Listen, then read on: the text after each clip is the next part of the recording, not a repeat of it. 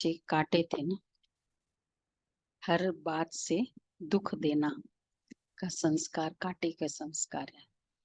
तो कांटों को फूल बनाने बाबा आए हैं। कौन सा कांटा है? एक है बड़े कांटे दिखाई देने वाले, और जो छोटे छोटे कांटे हैं, और जो सूक्ष्म होते दिखाई भी नहीं देते, लेकिन पूरा दिन पेन करते रहते। किसी से बात नहीं करना जानबूझ के, सूक्ष्म कांटा। अंदर ही अंदर व्यर्थ संकल्प चलाते रहना, किसी का कुछ अच्छा हो रहा है, मुझे नहीं बुलाया, ये नहीं किया। अब पूरा काम वहां प्रोग्राम चल रहा है और अंदर संकल्प चलते जा, ये सब महीन काटे हैं। तो बाबा आज उस पर मुरली चला रहे हैं। मीठे बच्चे, बाप आए हैं कांटों को फूल बनाने। सबसे बड़ा कांटा है देहाभिमान, इससे ही सब विकार आते हैं। इसलिए देही अभिमानी बनो। अच्छा, प्रश्न है, भक्तों ने बाप के किस कर्तव्य को न समझने के कारण सर्वव्यापी कह दिया? रॉन्ग नहीं है, लेकिन कुछ एक बात संगम युग की थी, जिस कारण फिर बोल दिया भगवान सब जगह है। हाँ, ये भी अच्छी बात है। लास्ट में हम सब बच्चों के अब फरिश्ता देवता स्वरूप दिखाई देगा। हाँ, इसलिए। अच्छा, और पूरे संगम युग का काम, ये तो लास्ट का वर्क है। ज्ञान दिया। हम्म, और कौन सा कार्य है बाबा का जिसके कारण सर्वव्यापी कह दिया? एक्चुअली वो था। हाँ, बाबा जब भी जरूरत है, बाबा को लगता है कि इस बाबा की सेवा करानी है, तो उसमें प्रवेश कर लेते हैं जिससे करानी है।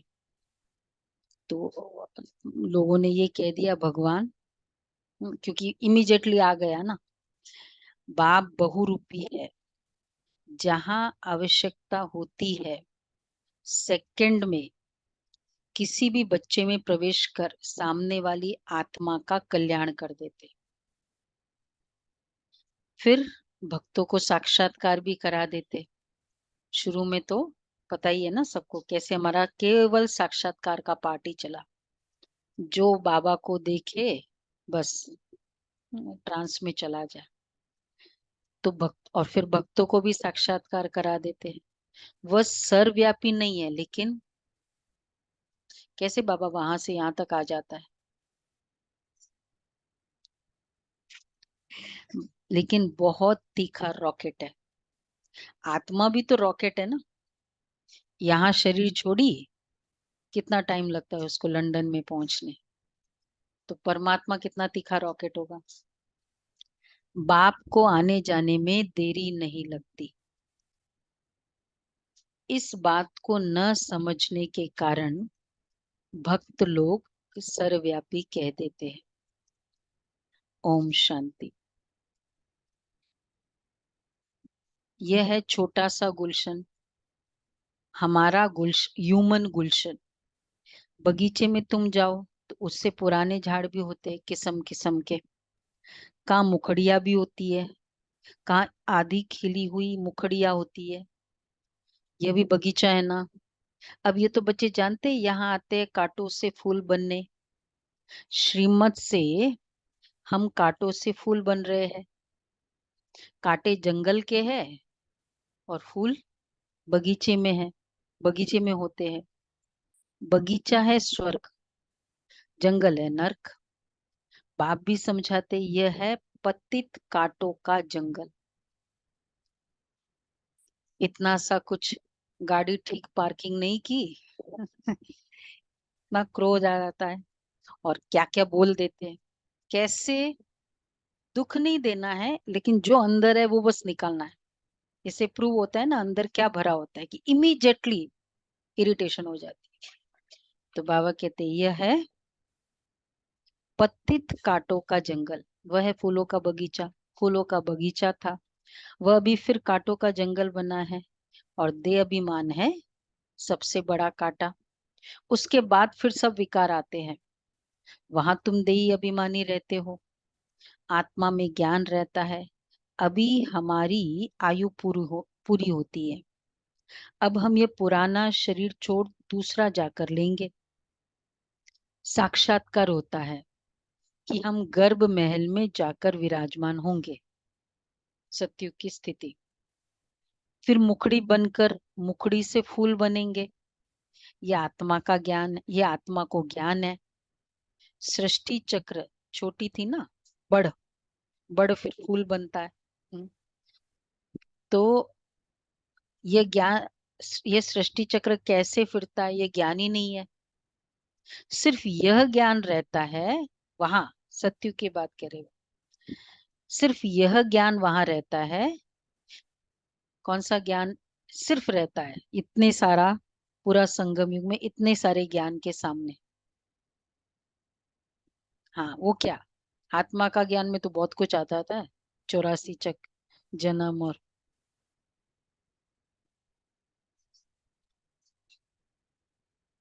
हाँ, ये सिर्फ इतना आत्मा में भी खाली फिल्टर करके इतनी सी नॉलेज रहती है कि ये शरीर पुराना है, इसको अब बदलना है। पूरा समय ये आत्मा आत्मा के क्लियर कॉन्शियसनेस की ये आत्मा बच्ची है लेकिन आत्मा है, ये युगल है लेकिन आत्मा है, ये फीलिंग। और फिर शरीर पुराना होता है, अब मैं आत्मा। तो बाबा कहते हैं इसको अब बदलना है। अंदर में खुशी रहती है। कलयुगी दुनिया की कोई भी रस्म आदि वहां होती नहीं है, यहाँ होती है। एक्चुअली सारे रस्म रिवाज का भी एक रीजन क्या है? इस निमित्त परमात्मा को याद करें, या दूसरा उसकी शांति कराए। ये 13 दिन, ये सब पाठ आदि, ये सब रस्म रिवाज आदि क्या है मेन? अच्छा, शांति भी क्यों करानी थी? क्योंकि अशांत आत्मा होती है सारी आत्माएं, इसलिए शांति का स्टाइल है। वहां आत्माएं है ही संपन्न भरपूर, तो फिर शांति का कारण पाठ आदि।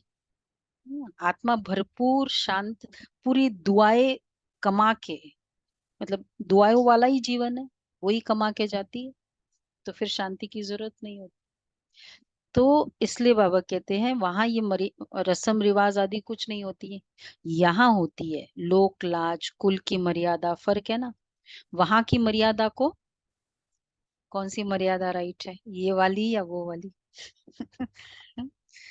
वहां की मर्यादा को सत्य मर्यादा कहा जाता है। यहाँ तो है असत्य मर्यादा। देखो, क्यों बाबा कहते, प्रमोद भाई आ गया, क्यों बाबा कहते असत्य मर्यादा?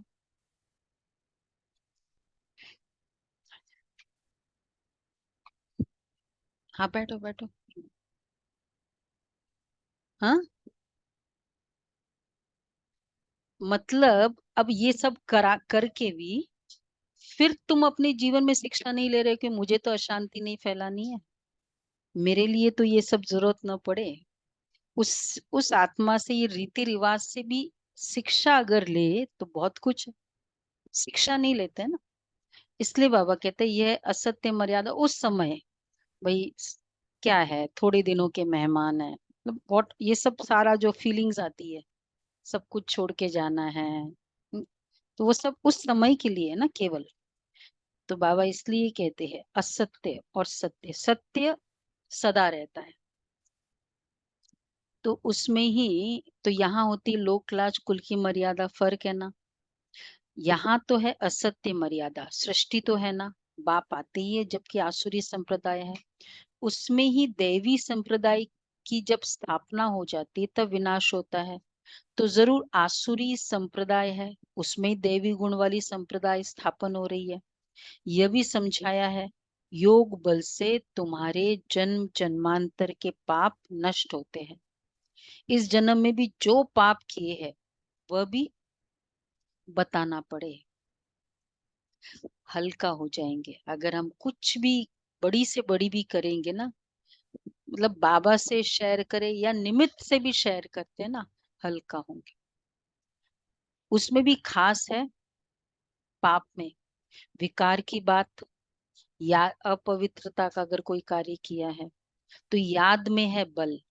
बाप है सर्वशक्तिवान। तुम जानते हो जो सर्व का बाप है उनके साथ योग लगाने से पाप भस्म होते हैं। ये लक्ष्मी नारायण सर्वशक्तिवान है ना, सारी सृष्टि पर इनका राज्य है। वह है ही नई दुनिया, हर चीज नई।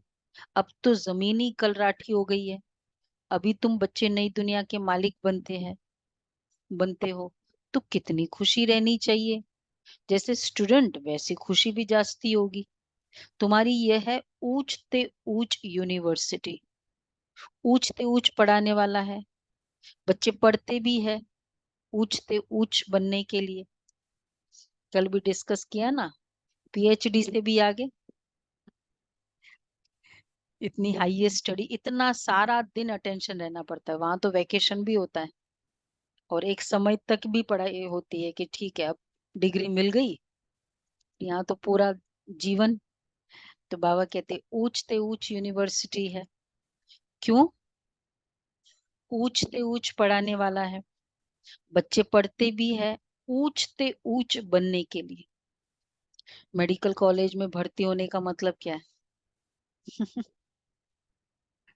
100% MBBS, नॉमिनल डॉक्टर तो होके निकलेंगे ना।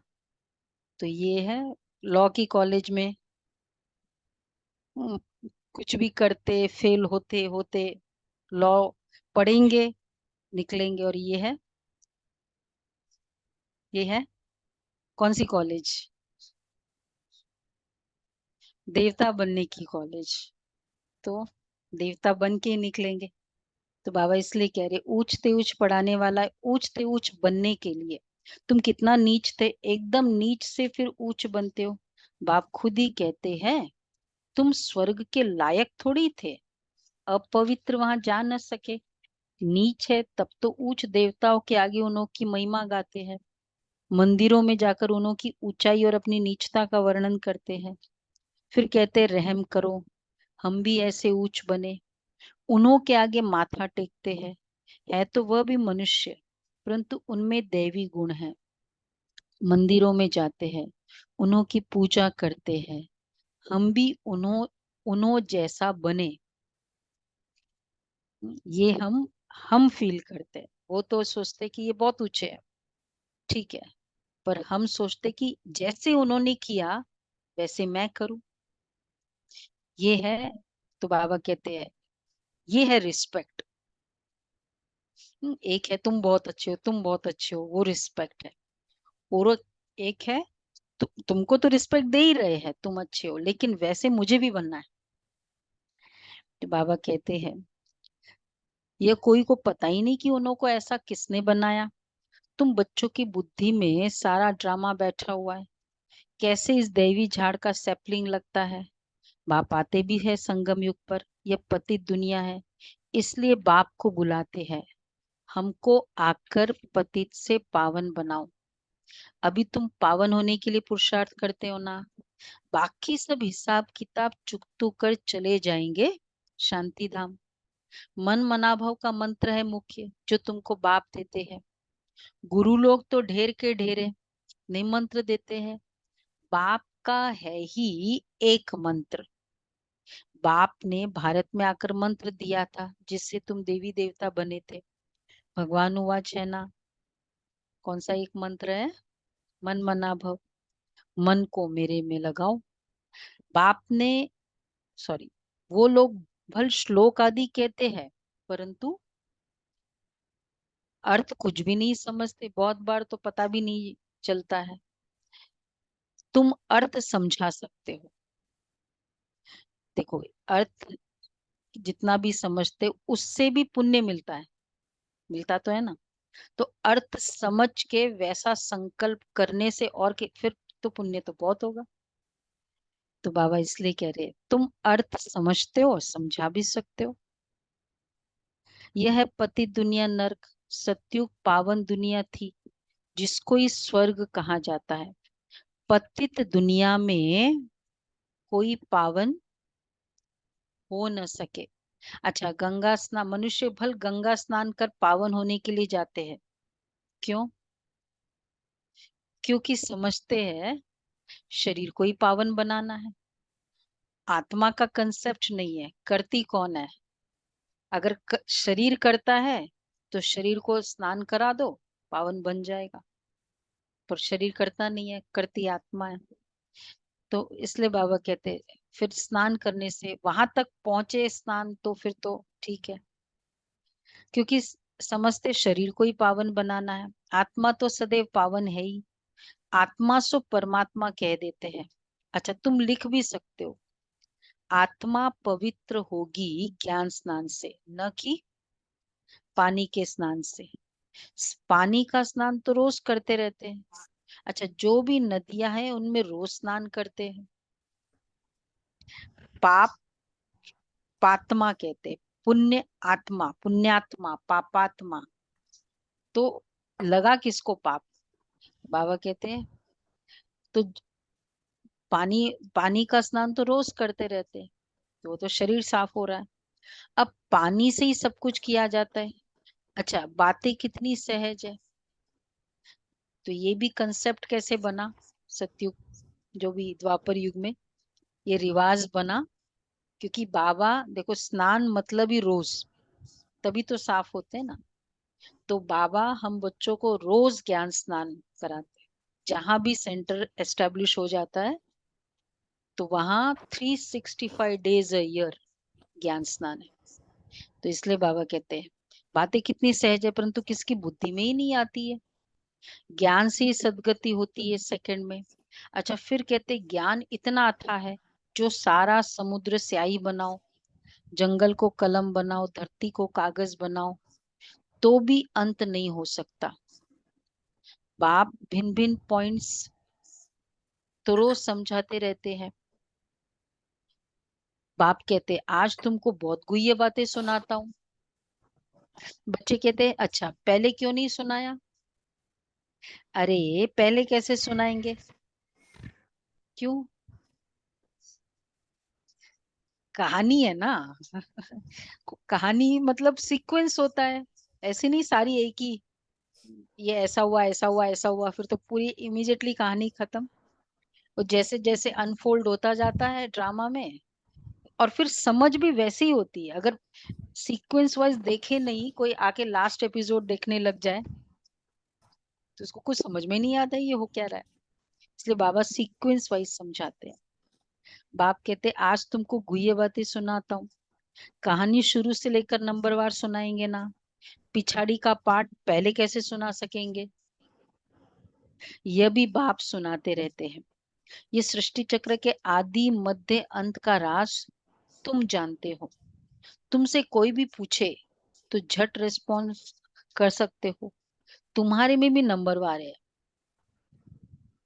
नंबरवार है हमारे में भी, जिनकी बुद्धि में बैठा हुआ है। ठीक है, वही क्लास, वही बात, वही ज्ञान, वही एक्सप्लेनेशन, लेकिन नंबरवार बुद्धि में बैठता है। तुम्हारे पास आते हैं, अच्छा पूरा रिस्पॉन्स नहीं मिलता है, तो फिर बाहर जाकर कहते हैं यहाँ तो पूरी समझानी नहीं मिलती है। अगर सेटिस्फैक्ट्री आंसर न मिले तो फालतू चित्र रखे हैं। इसलिए उन्हें समझाने वाले बड़े अच्छे चाहिए, नहीं तो वो भी पूरा समझते नहीं है। समझाने वाले भी पूरा नहीं, तो जैसे को तैसा मिला। बाप कहते कहाँ कहाँ हम देखते हैं कि आदमी बड़ा समझदार है, बच्चे इतने शुरू होशियार नहीं है, तो फिर हम ही उनमें प्रवेश कर मदद कर लेते हैं। कितने बार कितनों को अनुभव होता है ना, जैसे बाबा नहीं कराया उस समय वो, क्योंकि बाप तो बहुत छोटा रॉकेट है। कितनी बार ऐसा होता है, फील किया है। कुछ ऐसा वो साइंटिफिक भाई आया और बहुत सारे क्वेश्चंस और पर्टिकुलरली विकार की बात, और तो एक बार एक दिन सुना, फर्स्ट डे कोर्स कराया, सेकंड डे कराया, मैंने कहा ये तो इसको डायरेक्ट पवित्रता पे लेकर आना पड़ेगा। तो उस दिन मतलब क्लास के पहले ही मैंने कहा बाबा एक स्ट्रॉन्ग, क्योंकि साइंटिफिक भी बहुत है और फिर प्योरिटी की भी बात, तो वो ऐसे पॉइंट्स बाबा ने लिखाया। और वो एक बार बस एक एक पॉइंट, 1 घंटे तक एक भी पॉइंट रिपीट नहीं हुआ प्योरिटी का। उसके चौथे दिन के बाद तो वो एकदम उसकी दृष्टि वृत्ति सब चेंज हो गई। तो कैसे बाबा कराता है ना, वो बुक में कितने मैंने बहुत समय तक संभाल के भी रखी, दिखती भी नहीं है। पर वही बाबा जो कहते हैं ना कि रियली अनुभव होता है कि हाँ, फिर हम ही उनमें प्रवेश कर मदद कर लेते हैं, क्योंकि बाप तो है ही छोटा रॉकेट, आने जाने में देरी नहीं लगती है। उन्होंने फिर बहुरूपी व सर्वव्यापी की बात उठा ली। ये तो बाप तुम बच्चों को बैठ समझाते, कोई कोई आदमी अच्छे होते हैं तो उन्हों को समझाने वाले भी ऐसे चाहिए। आजकल तो कोई छोटेपन में भी शास्त्र कंठ कर लेते हैं। क्यों? इसके पीछे का भी राज क्या है? कितने हैं ना आजकल यंग आर्टिस्ट गीता का। हाँ, क्योंकि आत्मा संस्कार ले आती है, ये कितना प्रूव्ड है। कहाँ भी जन्म ले फिर वहां वेद शास्त्र आदि पढ़ने लग पड़ेंगे। अंतमति सुगति होती है ना, आत्मा संस्कार ले जाती है ना। अभी तुम बच्चे समझते हो, आखिर वह दिन आया आज, जो स्वर्ग के द्वार सच सच खुलते हैं। नई दुनिया की स्थापना, पुरानी दुनिया का विनाश होना है। मनुष्य को तो ये पता ही नहीं कि स्वर्ग नई दुनिया में होता है। तुम बच्चे ही जानते हो कि हम सच्ची सच्ची सत्य नारायण की कथा व अमर कथा, अमरनाथ की कथा सुन रहे हैं। है एक ही कथा, सुनाई भी एक ने है, फिर उनके शास्त्र बनाए हैं, दृष्टांत सब तुम्हारे हैं, जो फिर भक्ति मार्ग में उठा लिए हैं। यहाँ बाबा ने जैसे कहा, फिर समय का गैप होने के कारण और प्लस कितने मुख के बाद वो बात आई, तो इस तरह से डिफरेंस हो गया जो बाबा ने सुनाया।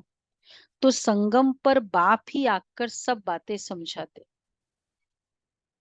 इसलिए फिर क्लियर किसको करना होता है, वो उस दिन हम लोगों ने वो गेम खेला था ना चाइनीज विस्पर, की बात कुछ और थी, फाइनली 10वें मुंह तक पता नहीं क्या चेंज हो गया।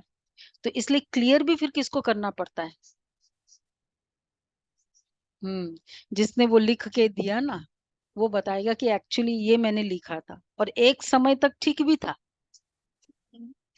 तो अभी बाबा ने सुनाया तो अभी ठीक भी चलता है। सतयुग तक भी ठीक चला, त्रेता तक भी ठीक चला, फिर बाद में। तो ये बड़ा भारी बेहद का खेल है।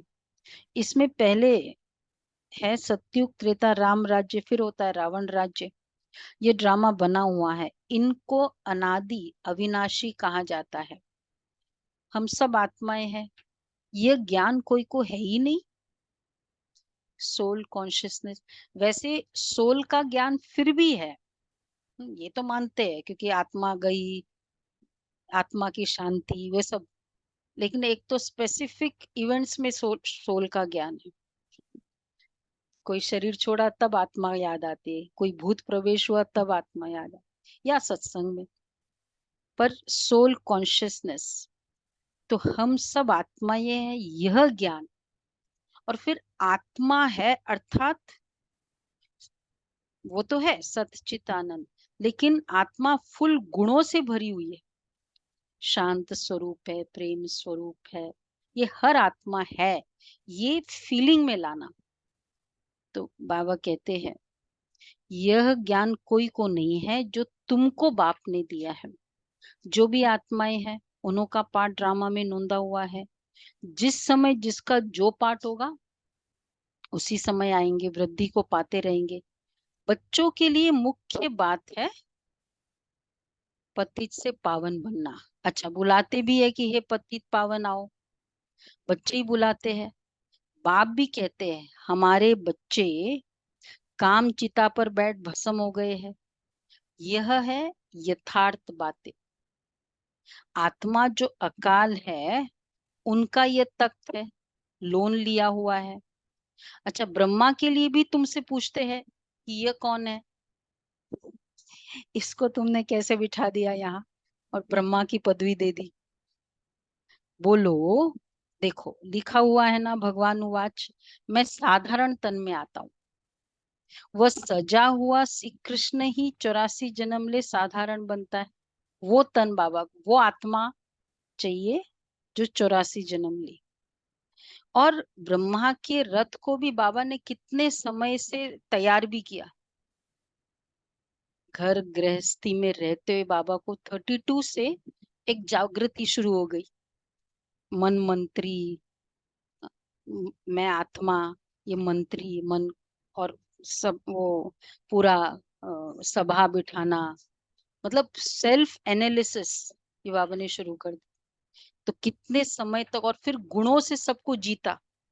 बाबा के दिव्य गुण ऐसे थे, लौकिक कार्य करते हुए भी, बिजनेस फुल फ्लेश्ड करते हुए। तो इस तरह का तन बाबा को चाहिए था, ऐसी आत्मा। तो बाबा कहते हैं कि यही 84 जन्म ले यह बनते हैं। तो ये बातें समझने में, सॉरी, जानते हैं हम ये बनने वाले हैं। त्रिमूर्ति तो बहुतों ने देखा है, परंतु इनका अर्थ भी चाहिए ना। स्थापना जो करते हैं फिर पालना भी तो वही करेंगे। नहीं, जिसने कंपनी स्टार्ट की है चलाएगा भी तो वही ना, तभी तो उसका सेटिस्फेक्शन है। तो बाबा कहते स्थापना जो करते वो पालना भी तो करेगा। स्थापना के समय का नाम रूप देश काल अलग, और पालना का नाम रूप देश काल अलग। ये बातें समझाने में तो बड़ी सहज है। यह नीचे तपस्या कर रहे हैं, फिर यह बनने वाले हैं। देखो, स्थापना कोई भी कंपनी को भी स्टार्ट करते, कोई भी, अब जैसे हमने सपोज एक सेंटर को भी स्टार्ट किया, तो जिस समय स्टार्ट किया वो एक छोटा सा होगा ना। जो मतलब एक्सपीरियंस ले रहा है ना, वो भी तो इतना एक्सपीरियंस नहीं होता है, कंपनी का भी। तो उस समय का देश काल अलग, बाद में हो जाएगा पूरा फुल फ्लैश एस्टेब्लिश हो जाए, उसके बाद जो पालना होती है वो देश काल अलग। तो बाबा कहते हैं ये नीचे तपस्या कर रहे हैं, तो ये बातें समझाने में तो बड़ी सहज है। स्टार्ट करते वो जामनगर में नहीं, कोई भी जैसे वो कंपनी, और फिर बढ़ते बढ़ते तो स्थापना पालना का देश काल अलग हो गया। तो हमने स्थापना स्टार्ट की सतयुग में, फिर पालना। तो बाबा इसलिए कह रहे ये बातें समझाने में तो बड़ी सहज है। ये नीचे तपस्या कर रहे हैं, फिर यह बनने वाले हैं, यही 84 जन्म ले यह बनते हैं। कितना सहज ज्ञान है सेकंड का। बुद्धि में ये ज्ञान है कि हम ये देवता बनते हैं। 84 जन्म भी इन देवताओं को ही लेने हैं। अच्छा, और कोई लेते हैं क्या? नहीं। 84 का राज भी बच्चों को समझा दिया है। जो जितना एक्सपर्ट होता है ना, उसके उतने ज्यादा रोल्स होते हैं, उतना समय वो क्रिकेट वर्ल्ड में भी खेलता है। तो जो आत्माएं बहुत पावरफुल होगी वही तो 84 जन्म लेगी। तो 84 का ये राज भी बच्चों को समझा दिया है। देवता ही है जो पहले आते हैं।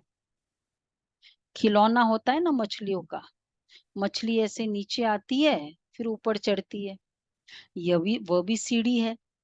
भ्रमरी, कछुए आदि के भी जो मिसाल दिए जाते हैं, वह सब भी इस समय के हैं। कछुआ का मिसाल, भ्रमरी का तो पता है।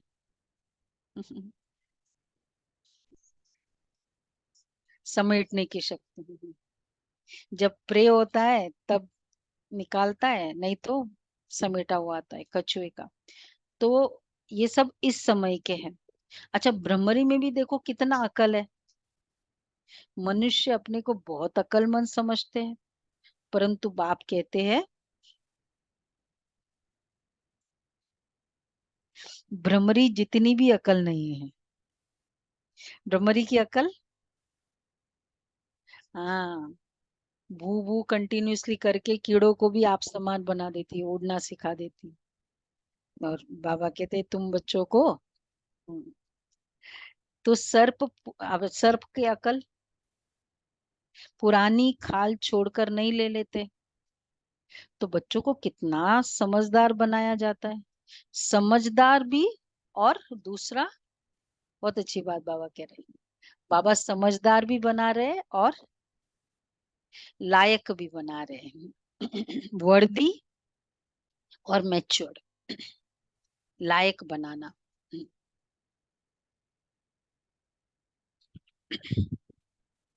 समझदार और लायक अलग अलग है। समझदार और लायक अलग अलग है। वर्दी।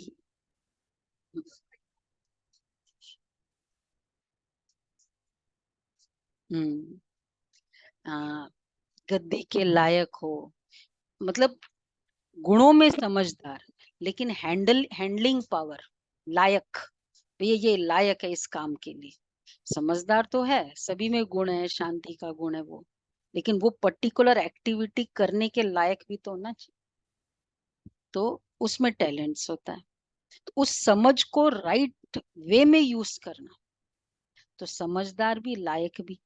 आत्मा अपवित्र होने के कारण लायक नहीं है, जो उनको पवित्र बनाए लायक बनाया जाता है, वो है ही लायक दुनिया। समझदार सतयुग है पूरी। हाँ, मतलब लायक दुनिया सतयुग। जो भी जो कर्म कर रहा है, जिसका भी जो रिस्पॉन्सिबिलिटी है, वो एकदम एक्यूरेटली, चाहे वो मेड सर्वेंट है, चाहे वो दास दासी है, वो अपनी पूरी अच्छी तरह से निभाए, लायक। और उसके लिए चाहिए, कोई भी कर्म को, चाहे कितने भी तुम टैलेंटेड हो, लेकिन अगर उसमें गुण नहीं है, जैसे समर्पणता, अपनापन, एक वकील भी काम करे, एक डॉक्टर भी काम करे, लेकिन वो टैलेंट बहुत है, लेकिन वो अगर अपनापन नहीं है, गुण नहीं है, तो वो उसमें, चलो ठीक है काम चला हो जाता होता है ना वो कार्य। और जब गुण होता है, तो वही कार्य, वही एक्टिव, मतलब उसके टैलेंट्स जो है वो पूरा यूज करता है। जहाँ प्यार नहीं होता है वहां नहीं यूज करते। तो लायक को ऑपरेट करने के लिए समझ चाहिए। तो बाबा कहते हैं, ये वह है ही लायक दुनिया। ये तो एक बाप का ही काम है। इवन मेड है ना, दास सर्वेंट है, अगर वो दिल से काम नहीं करे, आता तो है जल्दी जल्दी जल्दी जल्दी, उसमें वो निखार नहीं आती है। बाबा इसलिए कहते हैं वो है ही लायक दुनिया। ये तो एक बाप का ही काम है जो इस सारी सृष्टि को हेल से हेवन बनाते हैं। हेवन क्या होता है ये मनुष्य को पता ही नहीं है। हेवन कहाँ जाता है, देवी देवताओं की राजधानी को। सतयुग में है देवी देवताओं का राज्य। तुम समझते हो सतयुग नई दुनिया में हम ही राज्य भाग्य करते थे। 84 जन्म भी हमने ही लिया होगा। कितनी बार राज्य लिया और फिर गवाया है, ये भी तुम जानते हो। राम मत से तुमने राज्य लिया, रावण मत से राज्य गवाया। अभी फिर ऊपर चढ़ने के लिए तुमको राम मत मिलती है, गिरने के लिए नहीं मिलती। समझाते तो बहुत अच्छी तरह से है, परंतु भक्ति मार्ग की बुद्धि बड़ी मुश्किल है, बड़ी मुश्किल चेंज होती है। भक्ति मार्ग का तो बहुत शो होता है, वह है दुबन, एकदम गले तक, उसमें फिर डूब जाते हैं। चालू है। जब सभी का अंत होता है, तब मैं आता हूँ। मतलब सभी आत्माएं इस सृष्टि के उद्धार के निमित्त बनी, उन सब ने ट्राई कर लिया, फिर भी नहीं हुआ, तब मैं आता। ये बाबा, तब अंत होता है ना, लास्ट में ही वो हीरो बोलता है ना। वो लास्ट में उसका बताते, उसकी एंट्री लास्ट में बताते हैं। तो बाबा इसलिए कहते हैं, जब सभी का अंत होता है तब मैं आता। सभी को ज्ञान से पार ले जाता हूँ। मैं आकर इन बच्चों द्वारा कार्य कराता हूँ। बाबा के साथ सर्विस करने वाले तुम ब्राह्मण हो, जिनको खुदाई खिदमतगार कहा जाता है। तो ये सबसे अच्छे से अच्छी खिदमत है। बच्चों को श्रीमत मिलती है, ऐसे ऐसे करो, फिर उनसे छाट कर निकलेंगे। ये भी नई बात है, नई बात नहीं है, सॉरी। कल्प पहले भी इसलिए बाबा के कार्य में प्रॉब्लम नहीं होती। कल्प पहले भी जितने देवी देवता निकले थे वही निकलेंगे। ड्रामा में नूंद है, उन्हीं को अच्छा लगेगा।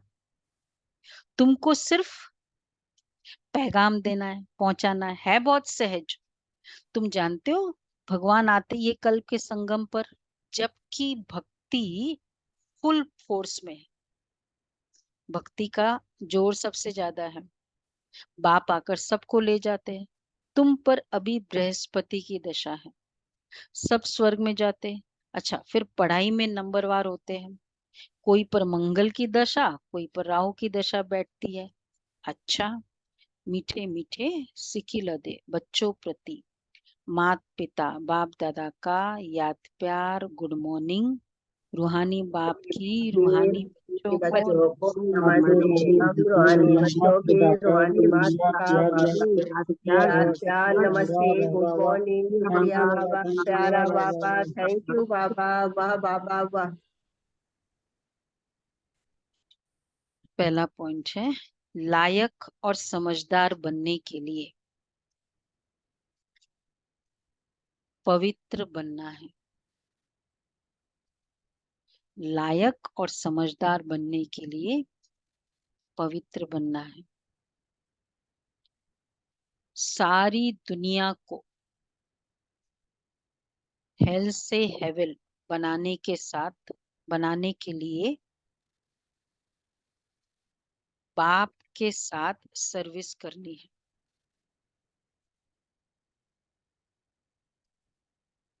खुदाई खिदमतगार बनना है।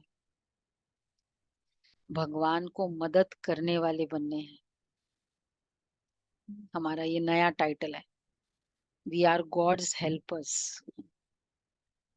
गॉड की हेल्प लेने वाले नहीं है, गॉड को हेल्प करने वाले, खुदाई खिदमतगार। दूसरा है कलयुगी दुनिया की रस्म रिवाज लोक लाज कुल की मर्यादा छोड़ सत्य मर्यादाओं का पालन करना है।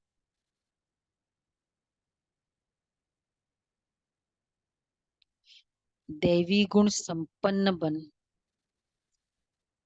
दैवी संप्रदाय की स्थापना करनी है। दैवी गुण संपन्न बन दैवी संप्रदाय की स्थापना करनी है। वरदान है अपवित्रता का अंश आलस्य और अलबेलेपन का त्याग करने वाले संपूर्ण निर्विकारी भव।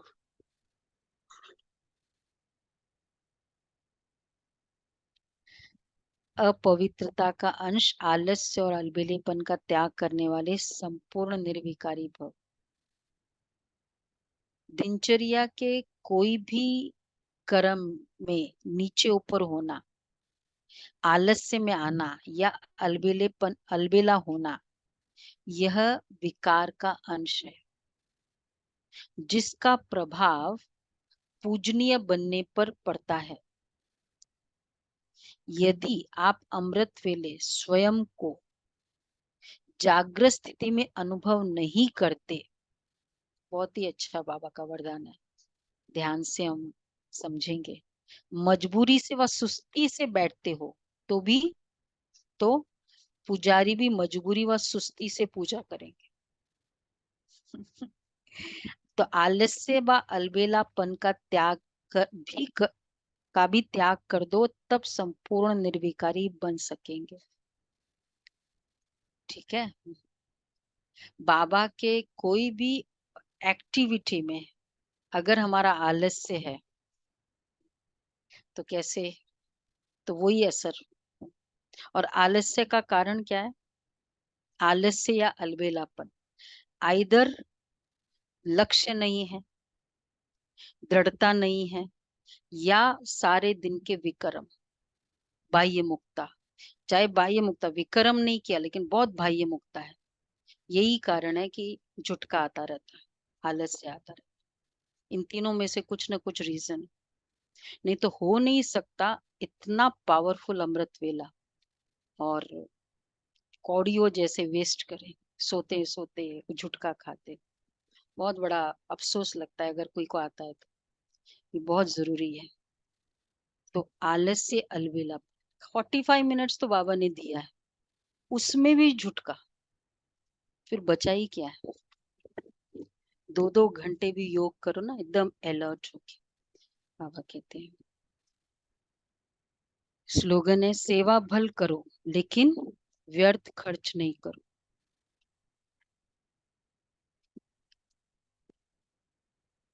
ओके जी, सेवा में भी इकोनॉमी, बाबा कहते हैं। चलो जी, लास्ट डे है। कौन सा था पूरा टाइटल, क्या था इसका, व्यक्त इशारे का? खुश, हमारी पालना करने वाला, पढ़ाई श्रीमत और वरदान देने वाला, हर दिनचर्या में साथ निभाने वाला स्वयं परमात्मा है। इस भाग्य की को स्मृति में रख सदा खुशी में झूलते यही गीत गाते रहो, वहां मेरा भाग्य। अपने भाग्य की, बाबा की मुरली सुनने का दिल करता है, वहां मेरा भाग्य। पुरुषार्थ करने का दिल करता है, वहां मेरा भाग्य। अपने भाग्य की स्मृति में रहो। अच्छा जी।